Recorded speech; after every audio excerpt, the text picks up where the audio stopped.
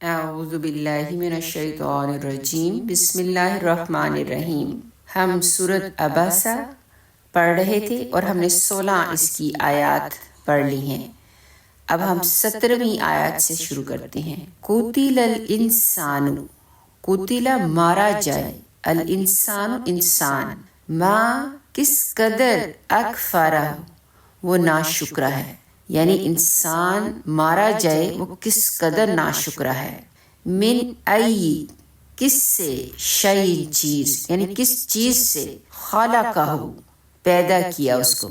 یعنی وہ اپنی پیدائش کی طرف توجہ تو دے کہ اللہ نے اسے کس چیز سے پیدا کیا۔ من نطفۃ، نطفے سے، یعنی ایک حقیر نطفے سے پیدا کیا گیا ہے، خلقہ پیدا کیا اس کو، فقدرہ پھر تقدیر بنائی اس کی، یعنی اللہ سبحانہ تعالیٰ نے پہلے اسے پیدا کیا، پھر اس کی تقدیر بھی لکھی، اس کی تقدیر بھی بنائی۔ ثم پھر السبیل راستہ، یسرہ آسان کیا اس کا، یعنی پھر اس کے لیے راستے کو آسان کیا، یعنی ان تمام امور کے باوجود وہ انسان جو ہے اللہ کا نافرمان ہے، لیکن اللہ سبحانہ تعالیٰ نے اس کے لیے آسانی پیدا کی۔ ثم پھر اماتہ موت دی اس کو، یعنی زندگی کے بعد اللہ سبحانہ تعالیٰ نے اسے موت دی، فاقبرہ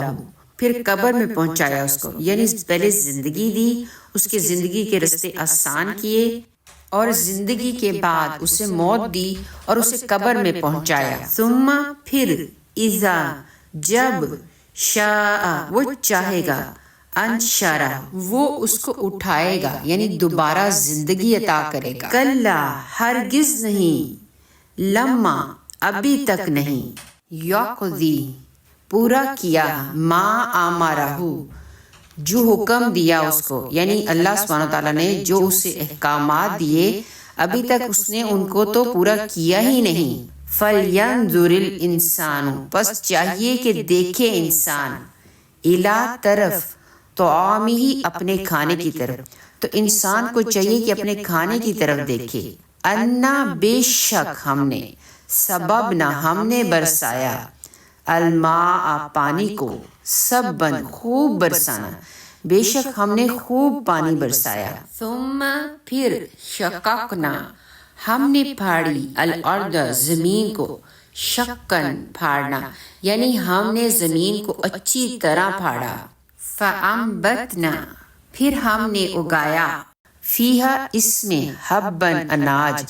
یعنی اپنے کھانے کی طرف انسان دیکھے کہ ہم نے کیسے آسمان سے پانی برسایا، زمین کو اس سے سیراب کیا، اور پھر اس میں اناج اگایا، وعنبًا اور انگور، وقضبًا اور سبزیاں، ترکاریاں اگائیں انسان کے لیے، وزیتونا اور زیتون کو، ونخلاً اور کھجور کو، اور ہم نے زیتون اور کھجور ان کے لیے نکالے اگائے،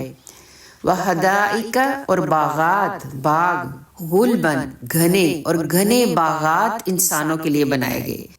وفاکہتاً اور پھل، واباً اور گھاس، یعنی پھل بھی اگائے اور چارے کے لیے گھاس بھی، متاعاً فائدہ ہے، لکم تمہارے لیے، ولی انعامکم اور تمہارے مویشیوں کے لیے، یعنی تمہارے لیے بھی اور تمہارے مویشیوں کے لیے بھی، یہ سامان زندگی ہے۔ فَإِذَا پھر جب،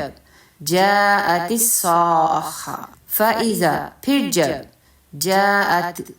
آئے گی، الصَّاخَّةُ کان بہرے کر دینے والی، یعنی پھر جب کان بہرے کر دینے والی قیامت رونما ہو جائے گی، یوما اس دن، یفر بھاگے گا، المرء آدمی، من اخیہ اپنے بھائی سے، یعنی وہ ایسا دن ہے کہ اس دن بھائی بھائی سے بھاگ جائے گا، یعنی اس کے کام نہیں آئے گا، وامہ اور اپنی ماں سے، وابیہ اور اپنے باپ سے بھی، وصاحبتہ اور اپنی بیوی سے، وبنیہ اور اپنے بیٹوں سے، یعنی وہ سب سے لا تعلقی کا اظہار کرے گا۔ لکل امرئ